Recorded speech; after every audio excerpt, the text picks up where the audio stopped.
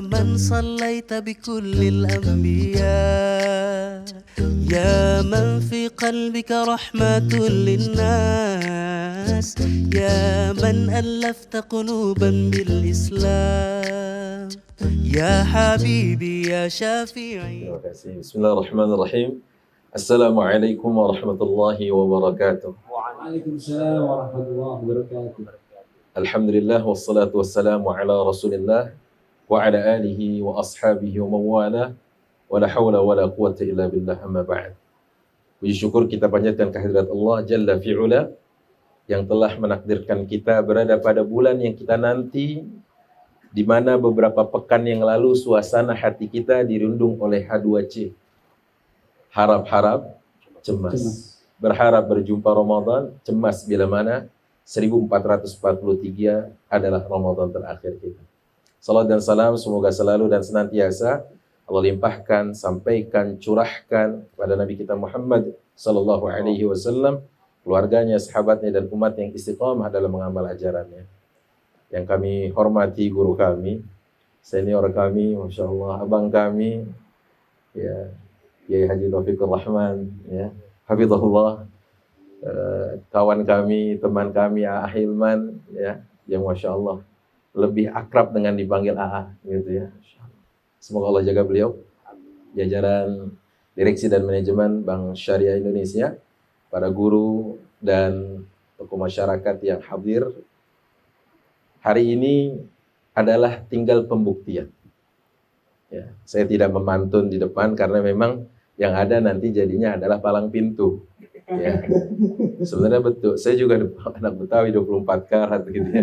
Dengerin begini agak-agak gatel juga, tapi karena yang ngomong tadi adalah senior ya sudah. Disambut boleh loh, Ustaz? Jangan, nanti benar-benar jadi palang pintu. Ya, gitu. Nggak kajian kita.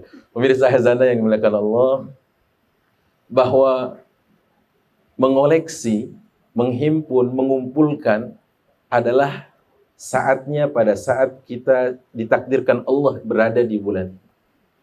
Jadi setiap detik yang berdetak di bulan ini, tak ubahnya seperti bulan-bulan lain. 1 menit 60 detik, gitu kan? Sama 1 pekannya 7 hari. Cuma yang membedakannya apa yang dikatakan Hasan Al-Basri, bahwa amal soleh bisa digandakan karena 3 hal. Dikerjakan atas dasar ilmu. Yang kedua, dikerjakan di waktu yang mulia.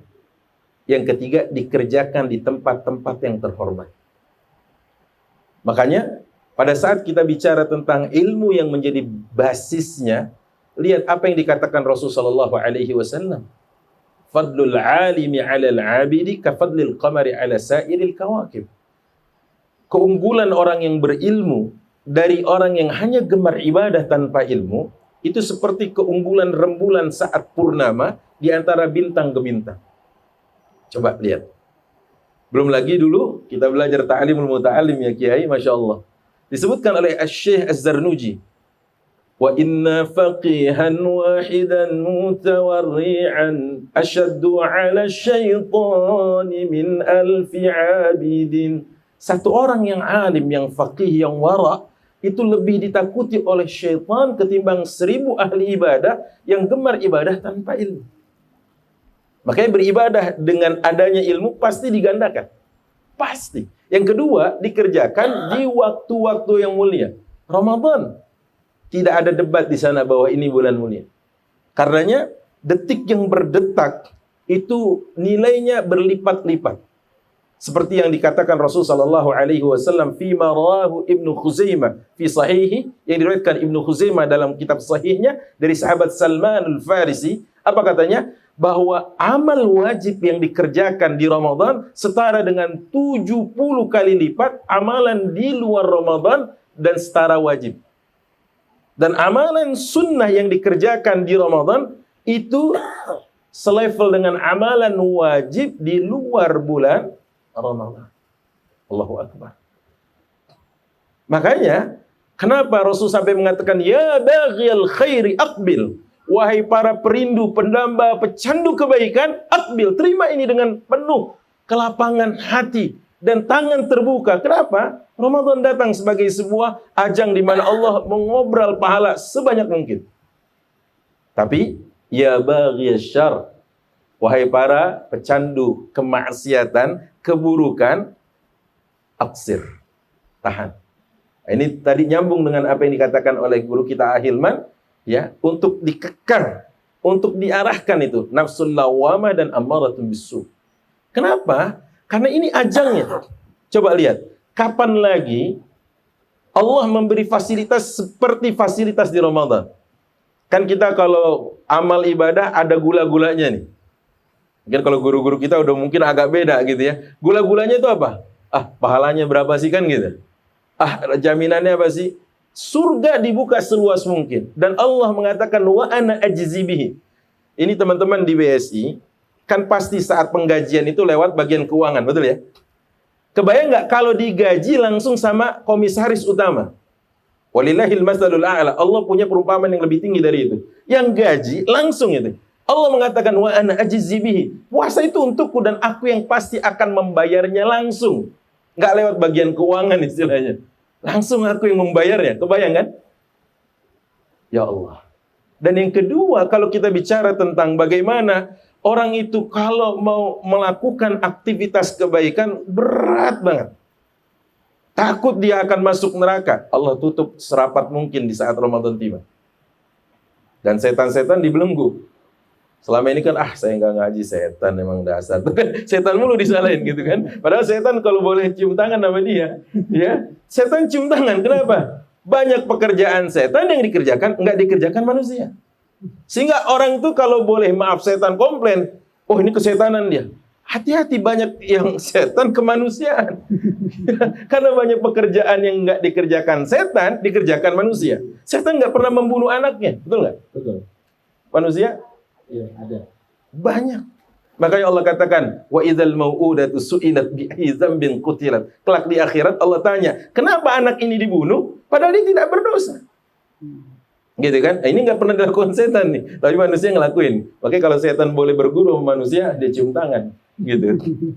Nah, saatnya di Ramadan ini, setelah ketiga fasilitas ini Allah berikan dengan sangat mudahnya, terus masih ada di antara kita yang masih menunda untuk mengolek, mengumpulkan amal dan menabung kebaikan. Kalla, rasanya fala yalumanna illa nafsah. Jangan sekali-kali dia mencibir kecuali dirinya sendiri. Kenapa? Karena Allah sudah kasih itu, tapi dia nggak maksimalkan. Saya sering mengatakan gini, mari beramal cerdas di waktu terbatas. Ada yang amalannya sedikit, tapi pahalanya banyak. Ramadan ajangnya. Coba, ada namanya ibadah dalam pembagian waktunya, muwassa' dan mudayyak. Ada yang sempit pelaksananya, ada yang luas. Contoh, zuhur ke asar luas nggak waktunya? Luas dong, 3 jam. Kita berapa jam setiap sekali melaksanakan sholat? Soalnya saya mau tanya nih, kadang-kadang beda-beda. Zuhur berapa jam tadi kita ngerjain? 2 jam. 10 menit belum pakai kilat khusus, Kiai. Betul kan? 5 menit sampai 10 menit, paling lama. Nah, tapi dalam 3 jam itu, interval 3 jam, seseorang dari 10 menit itu bisa melaksanakan 18 kali istilahnya. Dia bisa mengerjakan di jam 12, 12.10, 12.20, 12.30. Betul kan? Itu yang disebut dengan muwassa', luas waktunya. Tapi ibadah mudayyak itu, haji, sekali pemberangkatan untuk 1 kali aja. Gak mungkin Kiai berangkat, nih, nalangin babe, nalangin emak, nalangin nyak, nalangin engkong. Kan gak mungkin begitu. Sekali pemberangkatan untuk 1 ibadah. Sama Ramadan juga. Bagaimana caranya agar 1 hari puasa bernilai ganda? Man fattara sha'iman. Kata Rasulullah, barang siapa yang memberi buka buat yang berpuasa, kana lahu minal ajri ghaira annahu la yanqusu min ujurihi syai'. Dia mendapatkan pahala orang yang berpuasa tadi, yang menikmati santapan darinya tanpa terkurangi pahalanya sedikit pun. Itu dahsyatnya. Makanya ayo beramal cerdas di waktu terbatas. Dan ini Ramadan ajangnya. Pahala 1 huruf 10. Di Ramadan dilipat gandakan lebih dari itu. Pahala berbagi 700 sampai sekian di bilangan yang hanya Allah yang tahu. Di Ramadan Allah yang melipat gandakan. Makanya sayang banget kalau kemudian cuma pakai dalil naumus shaim ibadah, izin Kiai, izin Ahilman. Bentar-bentar lu ngapain? Gue ibadah. Ngukur kasur lagi. Boleh jadi, kalau emang dia senangnya tiduran, saya kasih bocoran di 3 surat. 1 surat 23 ayat 99 100, 2 surat 32 ayat 13, 3 surat 35 ayat 37. Coba gimana sebutin lagi, Bang? Nggak usah pakai posisinya, nggak usah. Allah katakan di 3 surat itu, mereka yang sudah kembali kepada Allah ingin balik ke dunia. Padahal mereka kerjanya tidur selamanya. Yang pengennya tiduran aja, boleh gantian. Kenapa? Mereka aja mengatakan, Rabbirji'un, ya Allah kembalikan aku ke dunia. Mau ngapain? Ingin menikmati rumahnya yang megah? Kan enggak. Ingin menikmati tunggangan yang mewah? Juga bukan.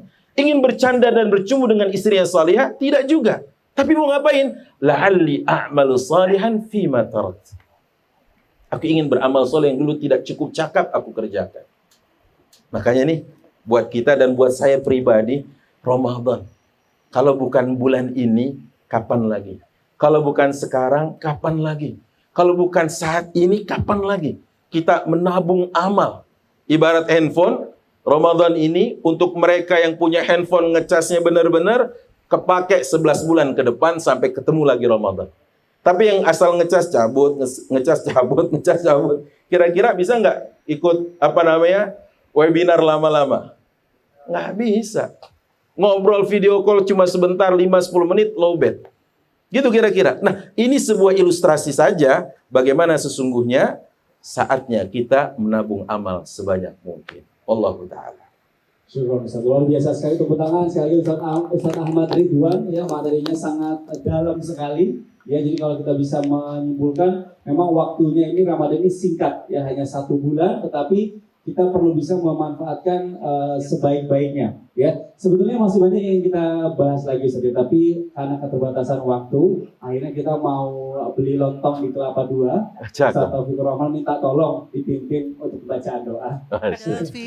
يا رسول الله فديتك سيدي صلاة وسلام عليك يا نبي حبيبي يا